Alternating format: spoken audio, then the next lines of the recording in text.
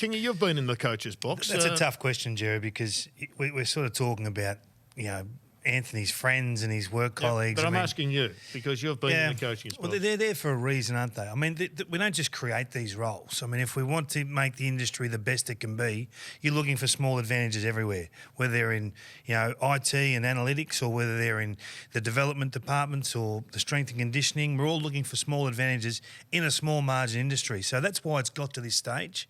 So if we're comfortable with the industry not being as good, or getting the best out of every person that comes in the door, we can have left staff. But you won't have as good a game. But that was the point that Ross was saying, which is counter to your view, and that is he thinks it would be better. But that's an opinion. He thinks. Yeah. But we've got to this. All I'm asking is, do you agree with it or not? Well, if he thought it was better, why didn't he have that when he was coaching? I'm not sure the answer to that. Yeah. Well, I think what his view was that a lot of people in footy clubs are there for retention only, which impacts on clubs outside of Victoria more so than clubs inside Victoria, simply because 65% of players come from Victoria. So if you're recruiting kids from Victoria to the west, a lot of people are there to manage that relationship so the kids feel like they want to stay. Well, that's where I heard Brian Cook speaking earlier this morning. Of course, he's the longest serving chief executive in the game. He's been part of it, through the 80s, 90s, 2000s and now the 10s. Well, into the 20s now, aren't we? So he was sort of saying that he was almost one of the architects of this situation. So it was a little bit hard for him to, I guess, comment too much on it, other than to say that it's changed so much. So to go back to this 90s model of, a skeleton staff at a football club, there weren't the IT needs back then. There weren't the vision needs back then. There weren't the marketing needs back then. You didn't have social media people that were pushing out to your members and all those sort of messages. So, I mean, the world has changed a lot. I just wonder whether it's one of those things that you sort of always look back with rose-coloured glasses and think, weren't the good old days the way that it should be? I think I'm not comfortable with leaving that comment because staff don't put people on to hold hands, Jared. They're not holding hands of people that are in a state. They're serving the needs of the football club to make that player his best as quick as possible.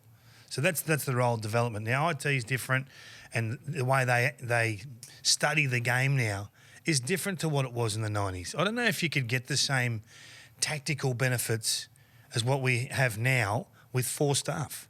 And that's maybe what the AFL want. But to do that, you're not going to get the best version of each player. You're not. You might get, and we might be comfortable with that. But maybe there is a midpoint between what Ross is suggesting and what we've got at this stage. I mean, people in football, Kingy, that have a look at football clubs, and some I talk to think it's too much information. There's so much information, it's impossible to digest how much information is coming. And one of the great challenges is to basically fine-tune what's important and what's not important. Yeah, but that's the art of coaching. I mean, Damien Hardwick has gone from an analytical coach to an emotional relationship coach. He's made that shift himself, and he talks openly about that.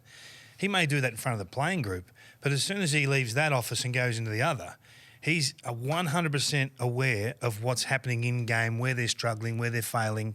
He gets the answers immediately from those analysts. Now, you can't have one without the other. You need a level of both. So I don't think clubs have done this by chance. They've arrived here because that's the best that they can possibly be, and there's a cost to that.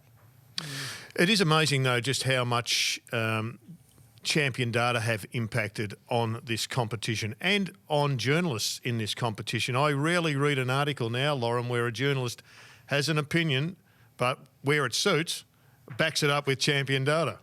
Your mate Luffy, Kingy, I think it was, that sort of was the advent of this. Your mate Jimmy Luffman style. It's just, I guess, another evolution of the game, isn't it? I know we talk about IT and welfare and media and stats and full-time analysis. I'm stunned by those guys at Champion Data and girls who look at whether it's AFL or AFLW and within 10 minutes they can have, this stat back to you that David King kicked this many times inside 50 and he was effective this many times. It's amazing what they can achieve. Obviously the clubs get mountains more information than we can get our hands on. And as you say, it's brought about a different kind of analysis of the game. Is it better? Is it worse? You're the king of this, David King, pardon the pun, but maybe it's just different. Well, let's ask Anthony Rock, who's back online and involved in these discussions. Rocky, how much input would the stats department or the analytics department have in the day-to-day decision-making for the senior coach of a football club?